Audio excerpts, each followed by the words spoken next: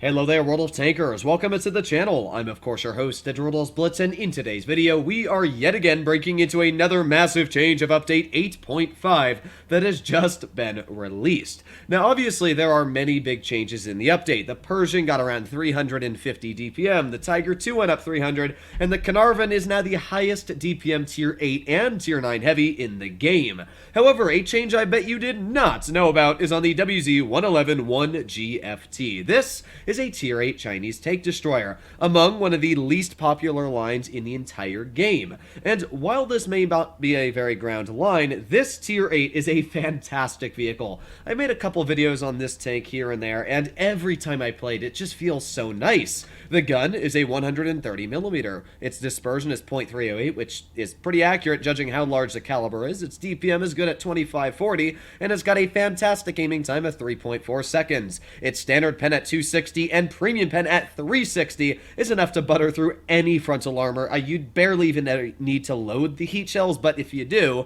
maybe you're up against a Tier 9 like an E75, its armor turns into Swiss cheese with a 1000 degree knife. So, yeah, pretty strong there. Average damage is 460, which is great, and the high explosive is the only 130 in the game that deals 660 and not your normal base 600. So you might be asking, well, what changed on this vehicle? Statistically, on Blitzhanger, nothing has changed. Well, that's because you didn't scroll down far enough. This here is the WZ, and as you can see, the upper plate has gotten massively buffed. Now, in update 8.4, the upper plate was decently thick. It's about 210 millimeters, but nowadays, almost every Tier 8 heavy has over 215 millimeters of pen. However, if we take a look at the upper plate now, oh man, is it strong. 273 base. That is a 60 millimeter buff on that upper plate. That is honestly an incredible buff. This is what a T26C5 with calibrated on using its standard ammo looks at when it's aiming at the upper plate. 270 as we just said, and if you load heat, well, it's upwards of 290, and fully haul down, oh my, it's over 338 millimeters thick. Now sure, it does have a superstructure which you can cut through, but for standard ammo, that's quite a thick chassis that you're trying to cut through with your standard ammo. So yeah, this is a very heavily armored tank destroyer now. Before, you could quite easily just penetrate the upper plate when aiming at it. Now, if you want to penetrate the upper plate, you better be a Tier 9 heavy, or you're going to have one tricky time. The tank comes with 6 degrees of gun depression, which is enough to work most ridge lines. It goes 35 kilometers per hour with a power to weight ratio of 15, and it's got some pretty good terrain resistances. So you can get in the position pretty quickly. You can actually brawl with heavies. You've got much more average damage, more DPM, although now heavies have a lot of pens. You still got to worry about your superstructure. Obviously, right next to your gun, both sides are pretty big weak spots, especially judging that when you angle the tank either direction, they become weaker. So you got to make sure that you use it correctly. But when you do get this tank working in a scenario that does actually let you use the gun, get shots out, oh man, does this tank feel incredible.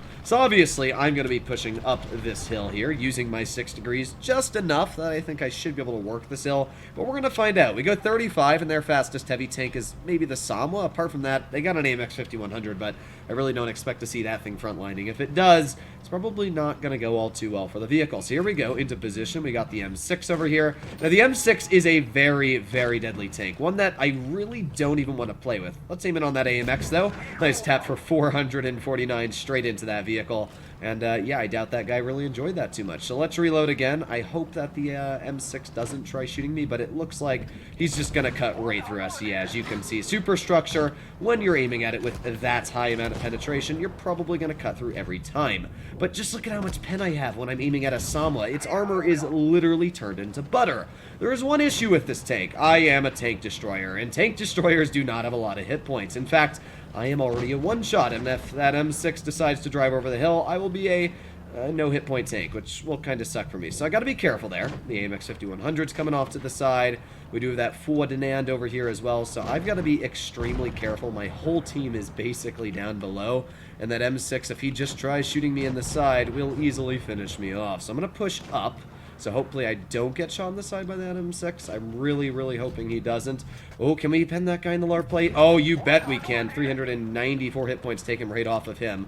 I mean, that's just where, again, this gun is so nice. The hit points aren't amazing, but when you can get the gun to actually work in a scenario, oh man. So we're doing okay here. I mean, I don't want to be obviously hit by a lot of big alpha, but oh, you gotta be kidding me. That would have hurt him so much if that had been able to pen. Oh, that sucks. Well, let's reload again. We got plenty of time left to get shells out. We got the Sama over here aiming at me. And obviously the Sama does have a pretty strong gun. It's an autoloader, so yeah, it will hurt if it's able to connect shells on me. But at the same time, if we can connect shells on the Sama, it's going to hurt just as much. So let's see if we can get a shell into the Amex. That's a tank I really want to get an HE into. 571, and we're backing in the cover. And obviously, that's a low roll as well. The HE normally does 660 on a roll, which is just insane when you think about that.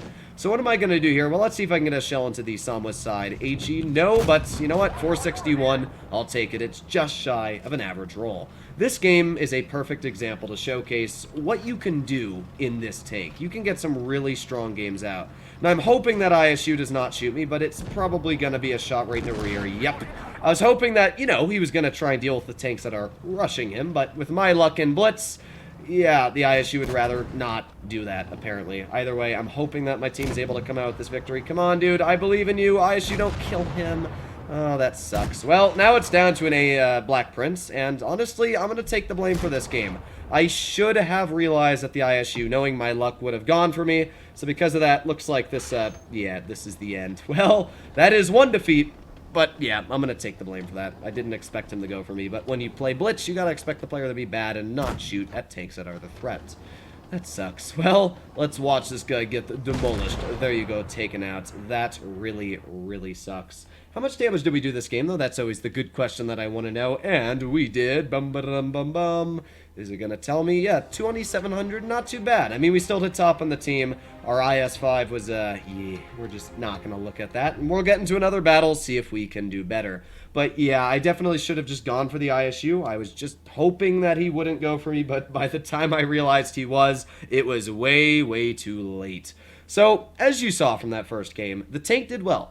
I definitely put it in a scenario that was a little bit too stressful, I think, for its playstyle, at least on that map.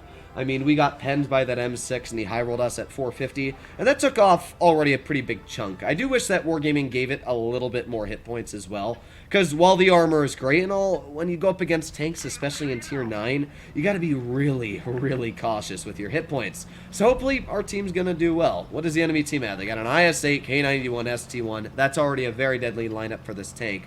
So I'm hoping that my team goes to the right spot, which is mid in this map. They also have an AMX AC, RHM, and a T49. So where is my team going? Yes, they are pushing correctly, except for my T28 Defender and Tiger 2. Well, I take it back. My team is not pushing correctly. Why is it so hard for... Well, I guess I can't do that. I'm sorry, 50 TP. But, yep, this is what happens in Blitz, and what's probably going to happen is they're going to come up behind me here and murder me in about 2 seconds. So I'm going to get away from that spot. Speed, speed, speed. Okay, we're good. We are all good. I was just praying that what just happened to me from the ISU did not happen again, and I was just buttered right through the rear. So I'm going to push my tank to this spot. Now, this is a pretty good position. You can get some nice shells out, although... Oh, we got the 49 over here. Let's aim in a shell, and boom! 458 hit points. You can clearly see where that aiming time just feels, oh, amazing. It just never blooms. The gun always seems to be fully aimed in. So, of course, I'm just going to wait here. I'm not sure if that 49 is going to poke again, but I will have plenty of patience waiting. I'll even load a high explosive shell, and as we went over, 660 high explosive damage is pretty crazy when you think about it. So, is this 49 going to poke? Yes, he is, and we kind of missed that. Well, that kind of sucks, but it's not the end anyway. We've got plenty of hit points left, and he is just chilling over there. So what I'm going to do is I'm going to pretend like I'm going this way. I'm going to turn my tank around, and now we might be able to get a shot into him. We're going to find out, obviously, but never hurts to try. So let's see. Hello, 49. How are you doing, comrade? Aiming and fire. Oh, that one sucked. That was definitely my fault as well. But, well, he's already a one-shot for us with high explosive ammunition. The issue is the WZ-120 on my rear, so let's load in an HE shell. There you go, he's taken out. I mean, sure, we are probably about to die from this WZ-120, but I've put myself in the correct scenario so that he is not going to be able to shoot us, at least in the weak spot. Yes! Yes, WZ, shoot at my upper plate. Do not understand my armor. Aha! Now we can't HE him, but he now has a damaged ammo rack. And again, he is shooting my upper plate. Now clearly, not every game is like this. This guy does not understand how to pen me, and he's also terrible at the game. He's also calling me a hacker for sucking at the game.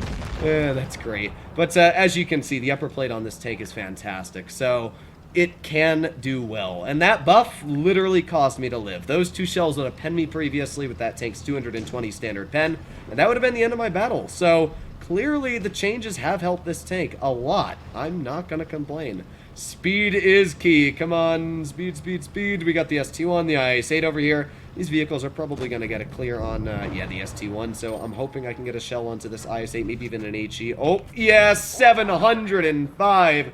Oh my. Again, that is where the 660 average damage a hit with that HE really just hits hard. So the AMX AC, that's all that's left, and while I may not be able to do much to his vehicle, I'm pretty content with how much damage we did this game. Over 2,800, not too bad, especially it's quite funny when somebody calls you a hacker for thumb sucking. But hey, I can't complain. Pretty good battle. So this is the WZ. It's honestly a fantastic vehicle. It's always been a fantastic tank, but after this update, it's just kind of nudged up a little bit more as one of my higher and most respected tier 8 tank destroyers out there on the battlefield.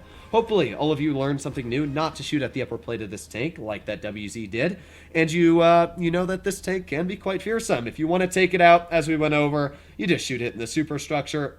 I mean, unless you're in a tier 7, pretty much all tier 8s are going to pen that. It's 243 thick. If we even get out one of the lower penetration tier 8s in the game, let's say like, most of the Russians have a lot of pen, but let's see if I can come up with a lower penetration. I honestly can't. Let's just say a T32. I mean, even a T32 with premium has 265. It goes right through it. So, yeah. You get through the tank pretty easily still, but that upper plate will cause a lot of bounces that did not occur previously. Hopefully you enjoyed today's video, and I'll be seeing you in the next one. Bye-bye!